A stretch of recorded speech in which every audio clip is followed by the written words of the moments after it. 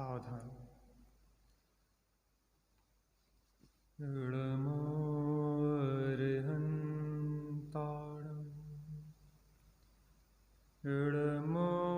सिद्धाडम इडमो आयरियाडम इडमो छायाडम इडमो लोई सब साहुडम। इस भव तरु का मूल एक जानहु मिथ्या भाव, ताको करि निर्मूल अब प्रगटे मोक्ष उपाय, प्रगटे मोक्ष उपाय। सब द्रव्य का परिणमन अपने आप हो रहा है, हमको भी धीरे धीरे ये श्रद्धान हो रहा है। अनादि निधन वस्तुएं भिन्न भिन्न अपनी अपनी मर्यादा सहित वर्णन कर रही थी, कर रही हैं और करेंगी, ऐसा वस्तु का स्वरूप है। और ऐसे वस्तु के स्वरूप का श्रद्धान हमें अब हो रहा है। जिसके जीवन में ऐसे वस्तु के स्वरूप का श्रद्धान ज्ञान और आचरण होता है, उसका जीवन आनंदमय हो जाता है। जीवन में अगर हमें भव दुखों से बचना है तो वस्तु स्वरूप जैसा है वैसा ही श्रद्धान, वैसा ही ज्ञान और वैसा ही हमें जीवन जीने योग्य है। प्रकरण 7 में अधिकार के माध्यम से जैन मिथ्या दृष्टियों के अंतर्गत विवेचन चल रहा है। उसमें भी यहाँ निश्चयाभास का प्रकरण चल रहा है। प्रश्न क्रमांक 195 से विषय को थोड़ा दोहरा लेते हैं, उसके बाद अपन आगे विषय पे आते हैं। वहाँ रागादि भाव अपने को प्रत्यक्ष होने पर भी भ्रम से आत्मा को रागादि रहित मानते हैं। मैं इसलिए दोहरा लेता हूँ, ये प्रकरण बहुत महत्वपूर्ण है और इस विषय में हमारी त्रुटि विशेष है। वर्तमान में केवल ज्ञान पर्याय तो हम लोग में से कोई नहीं मानता। वर्तमान में मैं सिद्ध हूँ ऐसा भी नहीं मानता, लेकिन इस विषय में भ्रांति बहुत रहती है। इसलिए इस प्रकरण को मैं एक बार दोहरा लेता हूँ कि इस विषय को बार बार बाँचेंगे तो अंदर की भ्रांति टूटेगी। उन्हें पूछते हैं, ये रागादि तो होते दिखाई देते हैं, एक किस द्रव्य के अस्तित्व में है? यदि शरीर या कर्मरूप पुद्गल के अस्तित्व में होते हैं तो ये भाव अचेतन या मूर्तिक होने चाहिए। पुद्गल के अस्तित्व में होते तो ये कैसे होना चाहिए? अचेतन या मूर्तिक होना चाहिए। परंतु ये रागादि तो प्रत्यक्ष चेतना सहित अमूर्तिक भाव भाषित होते हैं, इसलिए ये भाव आत्मा ही के हैं। किसके हैं? वही समयसार कलश में कहा है। इसका अर्थ यह रागादि रूप भाव कर्म वह किसी के द्वारा नहीं किया गया ऐसा नहीं है, किसी ना किसी ने तो इसको किया है, क्योंकि यह कार्यभूत है। कार्य है तो कर्ता भी होगा, तथा जीव और कर्म प्रकृति इन दोनों का भी कर्तव्य नहीं है। जीव और कर्म प्रकृति ने मिलके किया हो तो भी नहीं है। क्यों? क्योंकि एक कर्म के दो कर्ता नहीं होते। एक कर्म के दो कर्ता नहीं होते और दो कर्मों का एक कर्ता नहीं होता, क्योंकि यह कार्यभूत है तथा जीव और कर्म प्रकृति इन दोनों का भी कर्तव्य नहीं है। क्योंकि ऐसा हो तो अचेतन कर्म प्रकृति को भी उस भाव कर्म का फल सुख दुख भोगना चाहिए, जो असंभव है। अगर दोनों का कर्म हो, कार्य हो। पृष्ठ क्रमांक 195 समयसार कलश का अर्थ पढ़ रहे हैं। जो असंभव हो, दोनों को उसका फल भोगना चाहिए। अगर कर्म प्रकृति करता हो तो उसको भी भोगना चाहिए इसका सुख दुख आदि फल। अकेली कर्म प्रकृति का भी कर्तव्य नहीं है, क्योंकि उसके अचेतनपना प्रकट है। कर्म प्रकृति भी कैसी है? अचेतन है। इसलिए इस राग आदि का जीव ही करता है, और वे राग आदि जीव के ही कर्म। कौन है करता इसका? राग आदि का कर्ता जीव ही है, और राग आदि उसके ही कर्म है, क्योंकि भाव कर्म तो चेतना का अनुसार ही है। जो भाव कर्म ने अपना, देखो 7 तत्वों में जीवाजीव विशेष कहते ना, देवी समासेण पवड़ामो, जीव और अजीव के विशेष हैं। तो द्रव्य आश्रव बंध संबंध निर्जरा मोक्ष ये अजीव के विशेष हैं। भाव आश्रव बंध संबंध निर्जरा मोक्ष यह जीव के विशेष हैं। तो क्या है? वे राग आदि जीव के ही कर्म हैं, क्योंकि भाव कर्म तो चेतना का अनुसार ही है, चेतना बिना नहीं होता, और पुद्गल ज्ञाता है नहीं, अर्थात पुद्गल चेतना सहित है नहीं। इस प्रकार रागादि भाव जीव के अस्तित्व में है। अब जो रागादि भावों का निमित्त अर्थात कर्ता कर्म ही को मानकर आप स्वयं को रागादि का अकर्ता मानते हैं। हम कैसे हैं? अकर्ता हैं रागादि के। वे कर्ता तो आप हैं, परंतु आपको निरुद्यमी होकर प्रमादी रहना है, इसलिए कर्म ही का दोष ठहराते हैं, परंतु यह दुखदायक भ्रम है।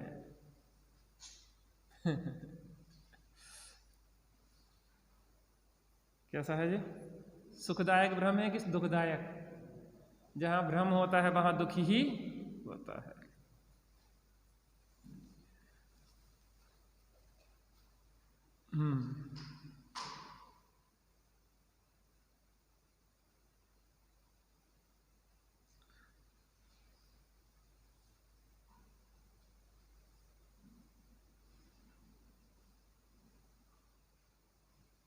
दुखदायक भ्रम है। पृष्ठ क्रमांक 196 196। ऐसा ही समयसार के कलश में कहा है, राग जन्मनि निमित्तताम परद्रव्य मेव कलियंती एतुते उत्तरंती नाहि मोह वाहिनी शुद्ध बोध विधुरांध बुद्धया। इसका अर्थ है, जो जीव रागादि की उत्पत्ति में परद्रव्य का ही निमित्तपना मानते हैं अर्थात कर्तृत्व मानते हैं, वे जीव शुद्ध ज्ञान से रहित अंध बुद्धि हैं, जिनकी ऐसे होते हुए मोह नदी पार नहीं होती। रागादि का कर्ता किसको मानते हैं? परद्रव्य को ही मानते हैं। समय सार के सर्वविशुद्ध ज्ञानाधिकार में कहा है, जो आत्मा को अकर्ता मानता है और यह कहता है कि कर्म ही जगाते सुलाते हैं, परघात कर्म से हिंसा है, वेद कर्म से अभ्रम है, इसलिए कर्म ही करता है, ऐसे जैनी को सांख्यमति कहा है। जैसे सांख्यमति आत्मा को शुद्ध मानकर स्वच्छंद होता है, वैसे ही यह हुआ। वहाँ इस श्रद्धांत से यह दोष हुआ, जब रागादि को अपने नहीं जाना, आपको अकर्ता माना, तब रागादि होने का भय नहीं रहा और रागादि को मिटाने का उपाय करना नहीं रहा।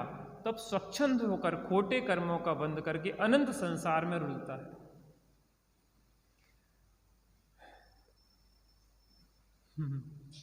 यहाँ प्रश्न है कि समय सार में ही ऐसा कहा है, वर्णाद्या वा राग मोहादयो वा भिन्ना भावा सर्व एवास्ति पुंसः। इसका अर्थ वर्णादि अथवा रागादि भाव हैं, वे सभी इस आत्मा से भिन्न हैं, तथा वही रागादि को पुद्गलमय कहा है, तथा अन्य शास्त्रों में भी आत्मा को रागादि से भिन्न कहा है। परंतु यह कैसे है, समझने वाली बात है जी। अपन पिछला दोहरा रहे थे थोड़ा सा, है ना। उसका उत्तर, रागादि भाव परद्रव्य के निमित्त से होने वाले औपाधिक भाव हैं, और यह जीव उन्हें स्वभाव जानता है। जिसे स्वभाव जाने उसे बुरा कैसे माने। ये कारण है कि रागादि और वर्णादि को क्या कहा? आत्मा से भिन्न कहा। क्यों कहा? क्योंकि रागादि भाव परद्रव्य के निमित्त से होने से औपाधिक भाव है, कर्म की उपाधि से हुए भाव हैं, पर नैमित्तिक भाव है। और यह जीव ने अपना क्या मानता है? स्वभाव मान बैठा है। क्या मान बैठा है? रोग को स्वास्थ्य मान बैठा है। रोग है, किसी के शरीर में हीमोग्लोबिन की कमी हो जाए और शरीर फूले सूजे, वो समझे कि हम तो मोटे हो रहे हैं, तो क्या वह उस रोग को दूर करने का उपाय करेगा? क्योंकि उसने तो उसको स्वास्थ्य मान लिया। जिससे स्वभाव जाने उसे बुरा कैसे मानेगा और उसके नाश का उद्यम किस लिए करेगा? इसलिए यह श्रद्धान भी विपरीत है। उसे छुड़ाने के लिए स्वभाव की अपेक्षा राग आदि को भिन्न कहा। ये रोग जो है ये तेरे से भिन्न है, लेकिन अभी रोगी शरीर ही है। रोगी शरीर ही होते हुए भी शरीर का जो स्वाभाविक परिणमन है वो रोग युक्त रहना नहीं है।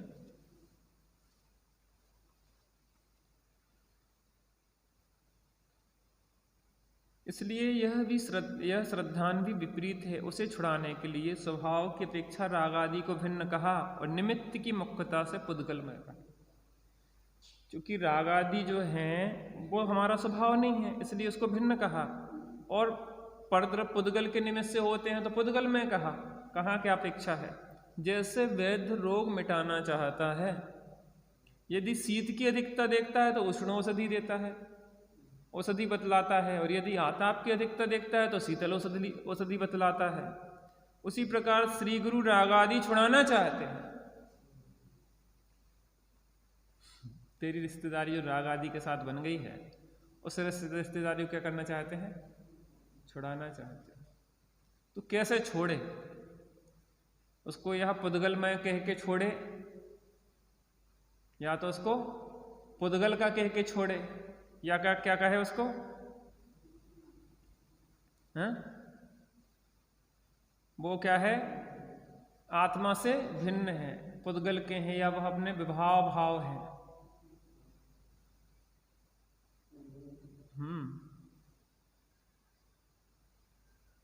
उसी प्रकार श्री गुरु राग आदि छुड़ाना चाहते हैं। यदि राग आदि को पर का मानकर स्वच्छंद होकर निरुद्यमी होता है तो उसे उपादान कारण की मुख्यता से राग आदि आत्मा के हैं।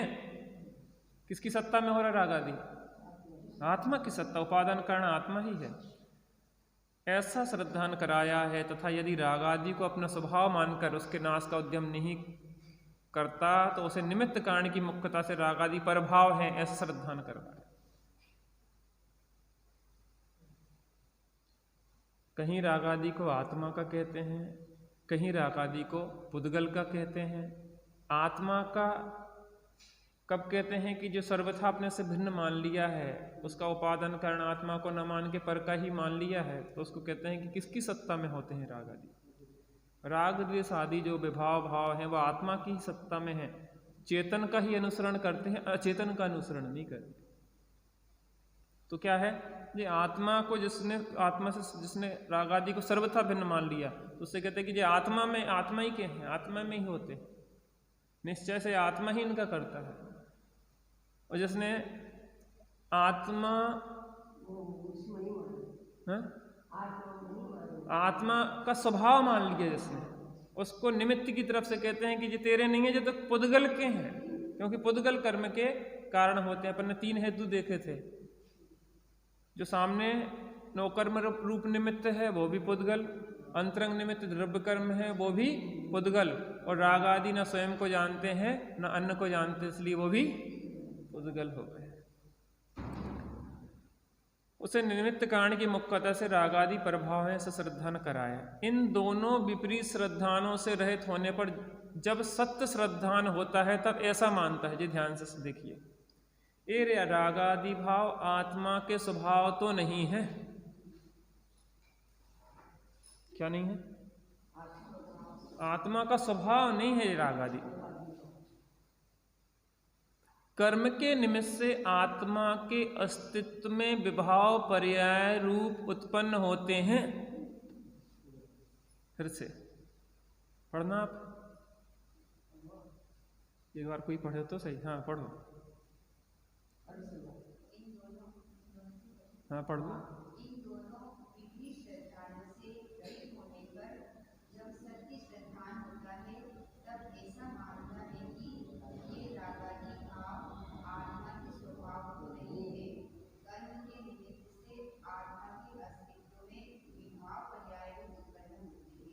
ये रागादि भाव आत्मा के स्वभाव तो नहीं है। राग देश मोह भाव ये आत्मा के स्वाभाविक भाव नहीं है। टोडरमल साहब ने इसके पहले ही लिखा, ये मेरे औपाधिक भाव जो कर्म की उपाधि से हुए भाव हैं, जो आत्मा के स्वाभाविक भाव नहीं है, स्वभाव तो नहीं है। कर्म के निमित्त से आत्मा के अस्तित्व में, ध्यान से पढ़ना है एक शब्द, काय के कर्म के निमित्त से, बिना कर्म के निमित्त से कभी रागादि भाव हो सकते हैं क्या? बिना नौकर्म के अवलंबन के रागादि भाव हो सकते हैं? तो कर्म के निमित्त से हुए हैं। हुए काय में है? लेकिन आत्मा के अस्तित्व में। कर्म के निमित्त से आत्मा के अस्तित्व में, कर्म के निमित्त से, कर्म के निमित्त से आत्मा के अस्तित्व में विभाव पर्याय रूप से उत्पन्न हुई है, लेकिन ये स्वभाव नहीं है। क्यों? कर्म के उदय के निमित्त से हुए हैं, पर लक्ष्य से हुए हैं, ये स्वभाव नहीं है। यद्यपि आत्मा की सत्ता में हो रहे हैं, लेकिन ये स्वाभाविक भाव।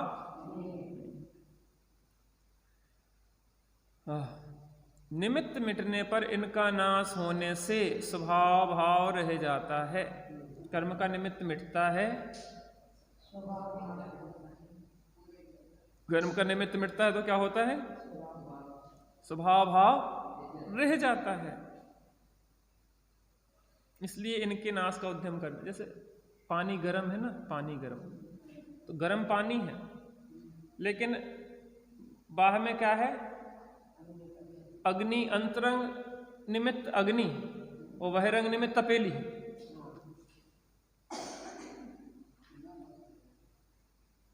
दोनों में से एक ना हो तो काम नहीं होगा। अंतर में द्रव्य कर्म का उदय और बाहर में नौ कर्म का अवलंबन, उससे मोहराग देश के भाव होते हैं। ऐसे जो उष्ण हो रहा है, उष्ण हो रहा है जल, उष्ण हो रहा है जल, उसमें अंतरंग निमित्त के रूप में देखें तो अग्नि और बाह्य निमित्त में देखें तो तपेली। जैसी उष्ण हो रहा है आत्मा राग देश रूप अग्नि से, लेकिन अंतरंग निमित्त में देखें तो द्रव्य कर्म का उदय, बाहर में अवलंबन रूप देखें तो नौ कर्म का अवलंबन, किसी न किसी को माध्यम बना के हम उससे कसाय आदि करते रहते हैं। निमित्त मिटने पर इनका नाश होने से स्वभाव भाव रह जाता है। निमित्त द्रव्य कर्म का अभाव हो जाए तो फिर क्या रह जाता है? बिना द्रव्य कर्म के उदय के भाव कर्म कैसे होंगे? यद्यपि भाव द्रव्य कर्म भाव कर्म रूप परिणमित करवाएं, जो जबरदस्ती नहीं है। कोई कर्म का उदय कोई जीव को राग देश करवाए, कोई जरूरी थोड़ी ना है। लेकिन जीव स्वयं भी ही क्या करता है? जुड़ जाता है। लेकिन कर्म नहीं हो तो भी कैसे राग विकारी हो, विकारी भाव। माने निमित्त मिटने पर इनका नाश होने से स्वभाव भाव रह जाता है, निमित्त ही नहीं हो उस जाति का। इसलिए इनके नाश का उद्यम करना। देखो विवक्षाएं बहुत होती हैं जनागम में, कहाँ कहाँ किस निमित्त मिट जाए, निमित्त की तरफ से आरोपण कर दिया कि निमित्त मिट जाए कर्म का तो स्वभाव भाव रह जाता है। निमित्त की तरफ से रख दिया। कभी कहेंगे कि तेरा दोष है, कर्म कुछ नहीं करवाते, वो अपनी तरफ से रख देंगे। तो इसलिए कहते वक्ता के अभिप्राय को नहीं कहते, वक्ता के अभिप्राय को। वक्ता कहाँ की सब इच्छा से कौन बात कह रहा है? सामने वाला का श्रोता समझदार है तो समझेगा, नहीं तो वो लड़ पड़ेगा कि पागल समझ रखा है, कभी कुछ कहते हो कभी कुछ कहते हो। यहाँ प्रश्न है, यदि कर्म के निमित्त से ये होते हैं तो जब तक कर्म का उदय रहे तब तक तो विभाव दूर कैसे हो? इसलिए उद्यम करना तो निरर्थक है। देखो यही पॉइंट पकड़ लिया रोता ने। यही कर्म के निमित्त से होते हैं तो जब तक कर्म का उदय रहे तब तक ये विभाव दूर कैसे हो? इसलिए इसका उद्यम करना तो निरर्थक है। उसका उत्तर, एक कार्य होने में अनेक कारण चाहिए। एक कार्य होने में कोई कहता है कि भैया देवसाद गुरु से सम्यक दर्शन होता है, कोई कहता है जीवादि 7 तत्वों के श्रद्धांश से होता है, कहता है कि भैया अभी उपादानगत योग्यता उस द्रव्य की स्वयं की, उसमें त्रिकालिक उपादान उसमें हो वस्तु में तब तो हो। कोई कहेगा क्षणिक उपादान से कार्य होता है, त्रिकाली उपादान तो सब में पड़ा है, लेकिन क्षणिक उपादान जब तक ना हो, क्षणिक उपादान में भी 2 प्रकार का है, अनंतर पूर्व क्षणवर्ती पर्यायुक्त द्रव्य और तत्समय की योग्यता। बहुत विवेक्षाएं हैं, जितना जिनागम में गहराई में जाते जाओ उतनी बुद्धि खुलती चली जाती है। क्या कहेंगे, वो कथन कहाँ कहाँ किस अपेक्षा से है, उन कथनों को समझना पड़ेगा।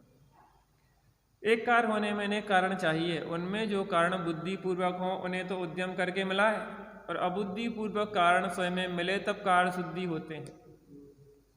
2 प्रकार के कारण होते हैं, 2 प्रकार के कारण, एक तो बुद्धि पूर्वक जुटाए जाते हैं वो कारण, और एक अबुद्धि पूर्वक परमन होता है वो कारण। देखो अपने 9वें अध्याय से एक दिन चर्चा की थी किस प्रकार से सम्यक दर्शन से लेकर मोक्ष तक होता है। तो जीव ने तत्व विचार किया ना, परिणामों की विशुद्धि हुई, तो परिणामों की विशुद्धि हुई तो यह दर्शन मोह छीण पड़ा, दर्शन मोह छीण पड़ा तो परिणामों की ओर विशुद्धि हुई, परिणामों की ओर विशुद्धि हुई तो दर्शन मोह और छीण पड़ा, दर्शन मोह के छीण पड़ने से और परिणाम की विशुद्धि, ऐसे दर्शन मोह का अभाव हो गया। अब दोनों में से कोई एक दूसरे के कर्ता थोड़ी ना है कि वो कर्म का उदय तुम्हारा करता है कि तुम कर्म के उदय के करता हो, लेकिन स्वयं ही ऐसा निमित्त नैमित्तिक संबंध सहज बनता है। तो क्या कह रहे हैं, उनमें जो कारण बुद्धि पूर्वक हो उन्हें तो उद्यम करके मिला है, और अबुद्धि पूर्वक कारण स्वयं में मिले तब कार्य सिद्धि होती है। बुद्धि पूर्वक तुम जो कर सकते हो वो कर, बाकी तो जो अबुद्धि पूर्वक होना है, देखो दृष्टांत ही गजब कर दिया। जैसे पुत्र होने का कारण बुद्धि पूर्वक तो विवाह आदि करना है, और अबुद्धि पूर्वक भवितव्य है, वहां पुत्र का अर्थ विवाह आदि का तो उद्यम करे, और भवितव्य स्वयं में मिले तब पुत्र हो। ये हमें तो पुत्र चाहिए पुत्र चाहिए पुत्र चाहिए, तो क्या गाना गाने से पुत्र होंगे क्या? बुद्धि पूर्वक तेरा यत्न क्या है, तो विवाह अधिक कर। और फिर सब विवाह अधिक करें उसके बाद भी नहीं हो कोई का, तो क्या किया जाए? बुद्धि पूर्वक जो यत्न किया जा सकता है वो किया जाए। एक महात्मा जी के यहाँ पहुंचे, उन्हें कि भैया संतान नहीं है, संतान हो जाए कैसे? उन्हें कि हाँ ठीक है, हमारा आशीर्वाद है, संतान हो जाएगी। फिर पहुंचे 1-2 साल भर के, नहीं हुई। कहने क्या किया तुमने? कहने हमने तो ब्रह्मचर्य ले लिया दोनों जन ने। अब तो संतान होगी तो कहां से होगी?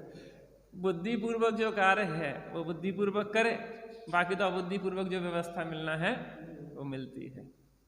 भवितव्य स्वयं में मिले तब पुत्र हो, उसी प्रकार विभाव दूर करने के कारण बुद्धि पूर्वक तो तत्व विचार आदि है। क्या करो? टोडरमल जी ने जगह जगह लिखा, तेरा काम तो तत्व विचार करना, भेद विज्ञान। हमने शुरू में पढ़ा था ना, सब द्रव्य का परिणमन अपने आप हो रहा है। कितनी सुंदर पंक्ति है। एक ये उसके ऊपर बनाया गया, मेरा आपकी कृपा से सब काम हो रहा है, करते हो तुम कन्हैया मेरा नाम हो रहा है। अपने यहाँ वो व्यवस्था नहीं है। सब द्रव्य का परिणमन अपने आप हो रहा है, हमको भी धीरे धीरे श्रद्धान हो रहा है। ऐसा तत्व विचार करेंगे तो धीरे धीरे हमारा श्रद्धान भी तो शुरू जाएगा, और जो बातें ही सुनेगा ये कन्हैया के ऊपर टिका रहेगा जो कैसे काम होगा उसका जी बताओ। हमको भी धीरे धीरे श्रद्धान हो रहा है। देखो आत्मा का अनुभव नहीं हो रहा, ज़्यादा टेंशन भी नहीं लेना चाहिए, क्योंकि हमारा काम तत्व विचार है और हम ईमानदारी से तत्व विचार में लगे हैं। अब वो उदय देखो, कई बार क्या होता है, अभी अपन काम करते रिजल्ट बाद में आता है। जैसे आपने पेपर दिए, वो पेपर देने के बाद रिजल्ट उसका महीने भर बाद आएगा, तो आप क्या करोगे? अब तुम्हारा नहीं है वो, वहाँ पे धीरे धीरे प्रोसेस से होगा ना। ऐसे ही हमने तत्व विचार किया, तत्व विचार करने से कर्मों की उपसम क्षय उपसम अपने अधीन थोड़ी ना है। अपन तत्व विचार में लगे हैं। जब कर्मों के उपसम 6 उपसम होंगे तो स्वयं सम्यक दर्शन हो जाएगा। उसके लिए भी चिल्लाने रोने गाने से थोड़ी ना कुछ काम। और आत्मा तो अनादि अनंत है, इतनी जल्दी भी क्या है। अपना काम अपन कर रहे हैं, आकुलता नहीं करो, घबरानी, जीवन को बढ़िया तत्व विचार पूर्वक जियो, क्या दिक्कत है। बाकी तो वो जो तत्व विचार पूर्वक भेद विज्ञान पूर्वक जीता है उसको सम्यक दर्शन स्वयं होता है। आलसी प्रमादियों की बात नहीं है, बुद्धि पूर्वक तो तेरा तत्व विचार करने का काम है। हमको भी धीरे धीरे ये श्रद्धान जैन दर्शन की जो अलौकिकता है, इतनी सुंदर बातें कहाँ सुनने को मिलेंगी। स्वामी जी कहते थे काने पढ़ना दुर्लभ है, ये बातें कान में पढ़ना भी दुर्लभ है। जहाँ साथ चारों और कर्तत्व का बोलवाला चल रहा हो, वहाँ ये बातें कौन सुनाए कौन सुने। लोग तो लड़ बैठे इन बातों पे। अच्छा हम नहीं कर रहे, हम तो कर करके मरे जा रहे हो, तुम कह रहे हमने कुछ किया ही नहीं, क्या करें। स्वामी जी के पास लोग जाते थे तो उनसे कहते थे धूलिया सेठ, अहंकार नहीं कर लेना कि तूने 1,50,000 रुपया दे दिए। जहां ऐसी डांट पड़ती हो उसके बाद भी पूरी संपत्ति उड़ेलने को तैयार हो, जहां की सम्मान नहीं मिलता हो, जिसको माला मंच माला माइक नहीं दी जाती, उल्टा ये कहता था धूलिया सेठ है तू। और विद्वानों को जहां सत्कार मिलता हो, अरे जे है वास्तव विद्वान। एक हिंदी भाषी पहुंच जाता था तो गुजराती की जगह हिंदी में प्रवचन होता था। विद्वान कोई पंडित पहुंच गया तो हिंदी में करते थे, और सैकड़ों लोग बैठे रहते थे गुजराती उनके लिए नहीं, एक व्यक्ति विद्वान के लिए वो इतना सत्कार देते थे।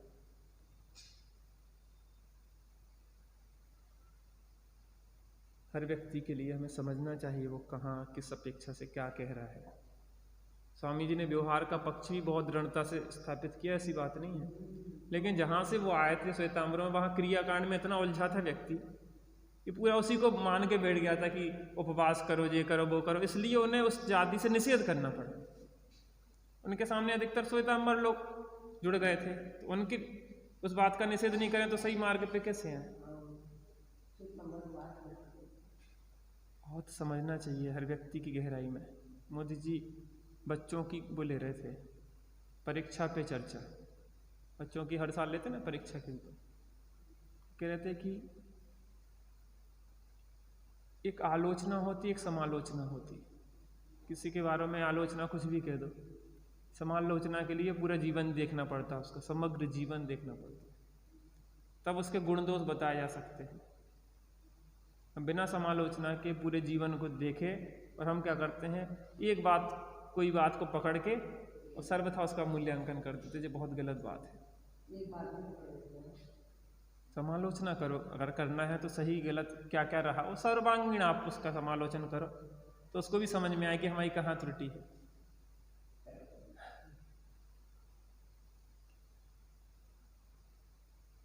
वहां पुत्र का अर्थ विवाह आदि का तो उद्यम करे और भवितव्य स्वयं में मिले तब पुत्र हो। उसी प्रकार विभाव दूर करने के कारण बुद्धि पूर्वक तो तत्व विचार आदि हैं, और अबुद्धि पूर्वक मोह कर्म के उपसम आदि हैं।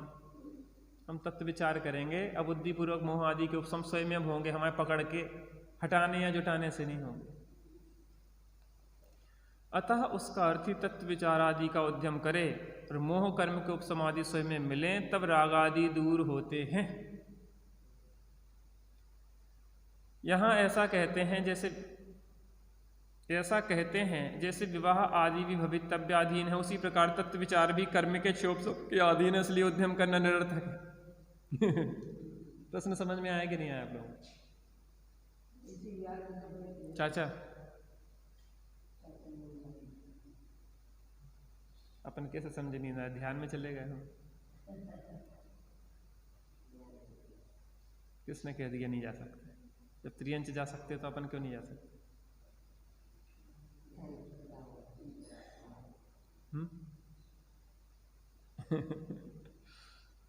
क्या कह रहे हैं? प्रश्न देख समझो इसको। जैसे विवाह आदि भी भवितव्य अधीन है, उसी प्रकार तत्व विचार आदि भी कर्म के क्षोभ समाधि के अधीन है, इसलिए उद्यम करना निरर्थक है। उसका उत्तर, तत्व विचार आदि करने योग्य ज्ञाना वर्ण का क्षोभसम तो तेरे हुआ है।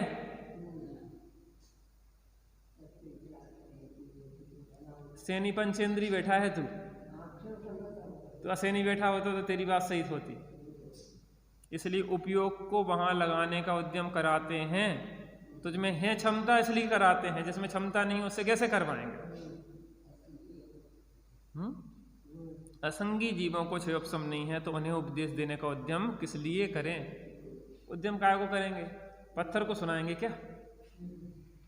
पत्थर भी तो जीव है, उसको उपदेश देंगे क्या? जिसमें योग्यता है उसी को तो उपदेश दिया जाएगा। तब वह कहता है होनहार हो तो वहां उपयोग लगे, बिना होनहार कैसे लगे? ये हम सभी लोगों के प्रश्न है। टोडरमल जी की यही तो विशेषता है, होनहार के अधीन है सब भैया। उसका उत्तर ऐसा श्रद्धान है तो सर्वत्र किसी भी कार्य का उद्यम मत कर। बिल्कुल सही बात है तेरी, होनहार होगी तभी होगा भैया। तो ये बात सब जगह लगा, एक जगह नहीं लगा, धर्म क्षेत्र में ही नहीं लगा, हर क्षेत्र में लगा। यदि ऐसा श्रद्धान है तो सर्वत्र किसी भी कार्य का उद्यम मत कर। तू खान पान व्यापार आदि का तो उद्यम करता है, बुद्धि बहुत है तेरी, बुद्धि की कमी नहीं है, विपरीत बुद्धि चलती है।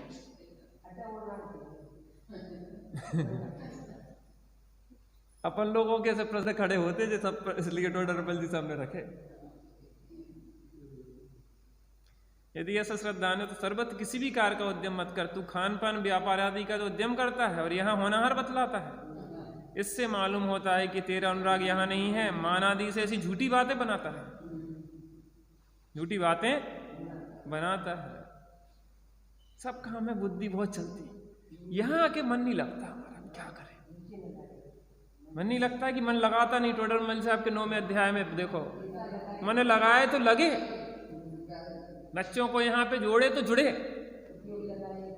उपयोग लगाए तो लगे, तत्व विचार करे तो तत्व विचार में उपयोग लगे। हमें कीमत किसकी है? लौकिक पढ़ाई की कितनी कीमत है? बच्चों को मार पीट के, डांट डपट के, बिल्कुल बचपन से इसको, पहले 5 साल में पढ़ने भेजते थे, अब 2 ही साल से उसको बेचारे को रोते गाते ढक्का दे के मताई बाप और सब घर भर, दादा दादी सब बिल्कुल मर जाते हैं। एक बच्चा और पूरा घर भर परेशान हो जाता है। दादाजी अलग पढ़ा रहे, दादी अलग पढ़ा रही, मताई अलग ये पढ़ा रहा। एक हमें ऐसा लगता है कि बच्चे की पढ़ाई नहीं चल रही, पूरे घर भर की पढ़ाई चल रही है। इंग्लिश ना आती हो मताई आपको तो इंग्लिश सीखने लग जाते हैं, खुद को वो लगवा देते ट्यूशन। इतना झोंकते हैं हम जब लौकिक शिक्षा होती है, तो यहां नहीं झोंकेंगे। वो तो सुनते ही नहीं है, वो सुनते नहीं कि तुम सुनाते नहीं हो। तुम्हें उसकी बहुमान है, उसकी महिमा है, तुम्हें धन की महिमा है, तुम्हें उस धर्म की महिमा नहीं है। क्या मिला आखिर इसमें? हमें क्या मिल गया जो हम इसमें लगे रहे, इतनी जिंदगी खो दी? हमें क्या मिल गया जो हम अपने बच्चों को भी इसमें झोंके जा रहे हैं? फ्यूचर क्या होगा? फ्यूचर सिद्ध दशा होगी उसका। सीए बनने से कोई फ्यूचर नहीं हो जाता, इंजीनियर डॉक्टर बनने से कोई फ्यूचर नहीं हो जाता। शादी नहीं होगी तो अच्छा होगा ना, हमारे जैसे दुखी तो नहीं होगा वो कम से कम। क्या सोचते रहते हैं? क्यों विपरीत बुद्धि में लगे हुए? फ्यूचर क्या कहलाता है? फ्यूचर सिद्ध दशा अच्छी फ्यूचर है कि जो यहाँ पे जो पागलों जैसे 12-12 घंटे कंप्यूटर के सामने लगे रहो, बुद्धि भ्रष्ट हो जाए, ब्रेन ट्यूमर हो जाए, जिंदगी भर इलाज करवाते रहो। माता समझा दिया तुमने?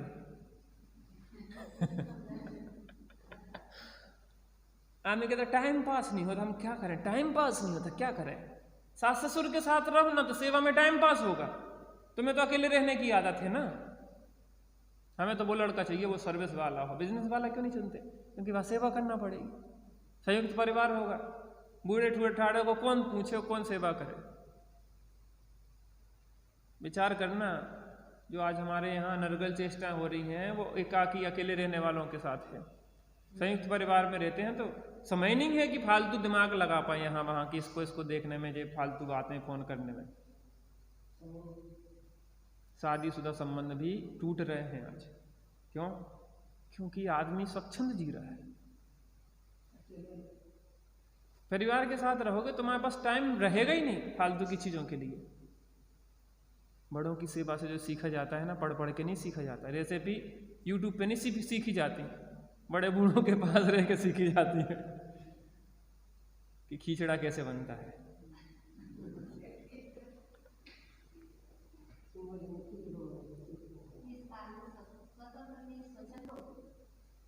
आप बताओ, आपको क्या लगता है?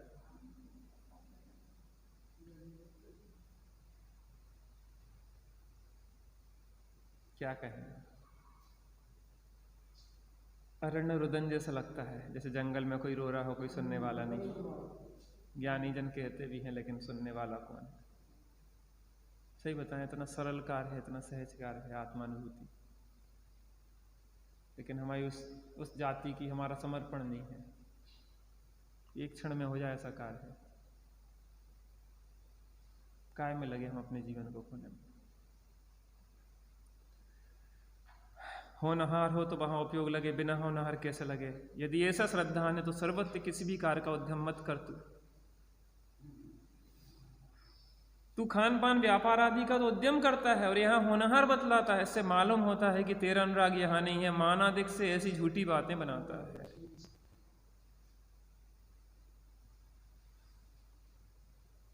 मानादिक से हम धर्मात्मा दिखना चाहते हैं कि धर्मात्मा होना चाहते हैं? धर्मात्मा दिखने से, लेबल लगने से अंदर में शांति तो नहीं मिलेगी। दुनिया में प्रतिष्ठा तो मिल जाएगी, जगत ख्याति तो मिल जाएगी, लेकिन आत्म ख्याति कैसे मिलेगी?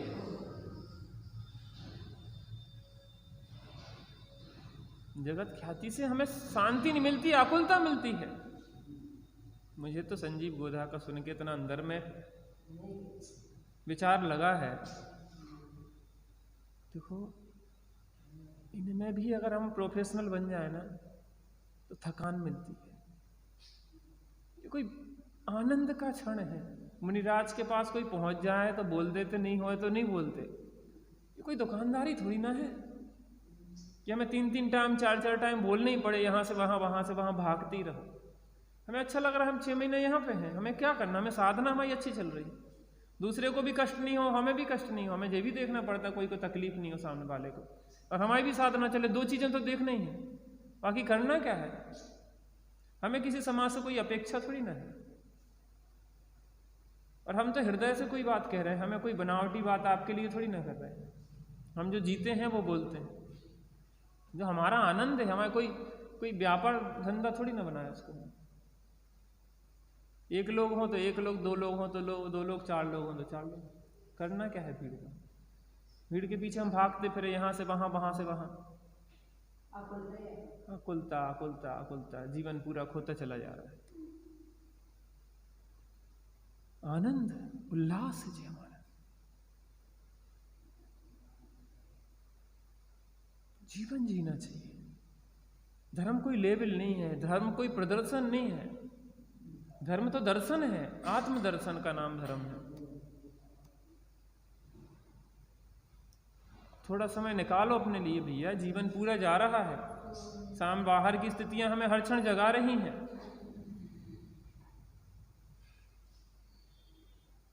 हर क्षण जगा रही हैं। नहीं जागे तो किसका दोष है? जिनमानी इतनी अच्छी अच्छी बातें हमें ऐसा लगता है, बताओ किसी को सुनने को नहीं मिलती ये बातें। महाभाग्यवान लोगों को मिलती। जिनागम बहुत अगाध है, बहुत सुंदर है। इसको पाके भी हम अपना कल्याण नहीं कर पाए। देखो, ये बात सही है कि भवितव्य जब होगा, जब होने योग्य योग्यता होगी तभी कार्य होगा, लेकिन हम अपनी तरफ से पुरुषार्थ तो पूरा करें। बच्चा पढ़ाई ना करे और फिर कहे कि वो तो होना था, फेल तो होगा, ऐसे थोड़ी ना है। तूने पढ़ाई की होती तो माता पिता कुछ नहीं कहते, कोई बात नहीं बेटा, तूने अपनी क्षमता थी पूरी लगाई, लेकिन अब इतनी क्षमता है, तू क्या करेगा? अब तेरे में क्षमता तो ज़्यादा है, तू टीवी मोबाइल में तो लगा हुआ है, यहाँ वहाँ की बातों में तो खूब क्षमताएं लगाता रहता, पढ़ाई में नहीं लगाता तो फिर डांटेंगे, ढोर गवार पागल। बुद्धि नहीं है कि बुद्धि को तू बर्बाद कर रहा है। हमें बुद्धि बहुत है। छोटे छोटे बच्चे आजकल के 2-2 साल के मोबाइल खटर खटर चलाते रहते हैं। बुद्धि नहीं है क्या? बुद्धि तो ज़्यादा है, दुरुपयोग है बुद्धि का। इस विश्व में किसी भी चीज़ की कमी नहीं है, धन की, सामग्री की कोई कमी नहीं है, बर्बादी बहुत है। कहीं लोग भूखे मर रहे हैं और कहीं फिक रहा है। मैं देखता वहाँ पे जो आपका भोजनशाला होती ना, कितना पीछे नालियों में फेंकते थे लोग, कितना बहाते, सब्जियों के भगोने बहा देते। हम तो पीछे से देखते तो वो नर्धा दिखता हमें, पूरा बर्बाद, सड़ता रहता, वो इतना भर जाता वहाँ पे। इतनी बर्बादी होती भैया। इसलिए आप लोगों के यहाँ जो औपचारिकता है ना, भले आपको बुरा लगता होगा, लेकिन हम बार बार कहते हैं अपने जीवन में तो कम से कम मर्यादा बना लेना चाहिए कि हम इतनी औपचारिकताएं नहीं निभा पाएंगे, हम उतनी ही कर पाएंगे जितनी हम कर सकते। स्पष्ट बता दो, हमारा जीवन इसके लिए नहीं है मात्र। आप समाज के बोझों को ढोना चाहते हो तो ढोते रहो, हम इसके लिए नहीं बने। हमारा जीवन आत्मकल्याण के लिए। आप अगर अपने जीवन में इतनी मर्यादा बना लेंगे तो दुनिया में आपसे लोग सीखेंगे, बल्कि आपके समाज के लोग, कि यार ये बना सकता तो अपन क्यों नहीं बना सकते। फालतू की रूढ़ियों में 17 गांव के चक्कर काटते फिरो एक एक बात के लिए। जीवन इसमें लोगों की जिंदगी आप लोगों में घूमने भटकने में निकल जाती, मैंने देखा। भागते रहो भागते रहो भागते रहो, क्या है ये जीवन, समझ में नहीं आता। साध्या उसे कहते कि साथ चलो सतत। आप एक दिन आए, 2 दिन नहीं आए, 2 दिन नहीं आए, ऐसे थोड़ी ना समझ में आता कोई विषय। विषय के साथ घुसना पड़ता है, पूरा लगना पड़ता है धारा में, तब वो कुछ हृदयंगम होता है। लौकिक पढ़ाई नहीं होती। बच्चे घर में इसलिए नहीं पढ़ते कि वहाँ पे मन भटकता है, इसलिए कहीं बाहर कमरा लेके भूखे प्यासे रह के पढ़ते हैं। वो घर में रहेंगे तो खाने पीने को सब अच्छा मिलेगा, सब व्यवस्था है, लेकिन पढ़ाई नहीं हो पाएगी। अकेले रहते, भूल जाते कि कौन रिश्तेदार है, कौन नातेदार है, कौन है। उसको पहचान करना पड़ता है कि ये तुम्हारा फूफा है, ये मामा है, ये मामी है, ये ऐसे है, ये वैसे। जब लौकिक पढ़ाई के लिए इतना हमें प्राण से लगना पड़ता, तो जो अनंत कारण भवों की तकलीफ को दूर करने की पढ़ाई, इसके लिए हमें कितना लगना पड़ेगा।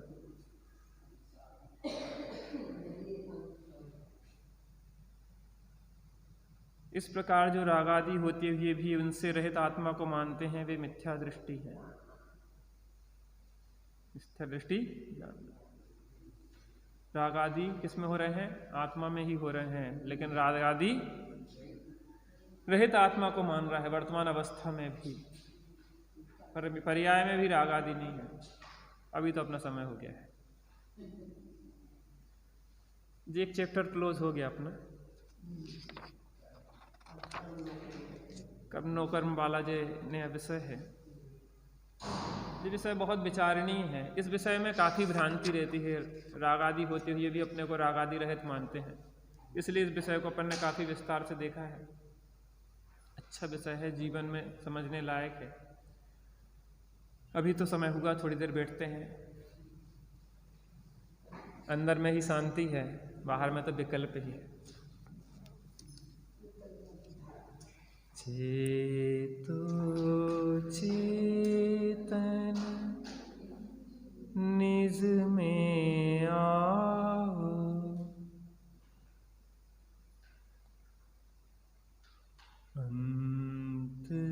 अंतरात्मा बुला रही है।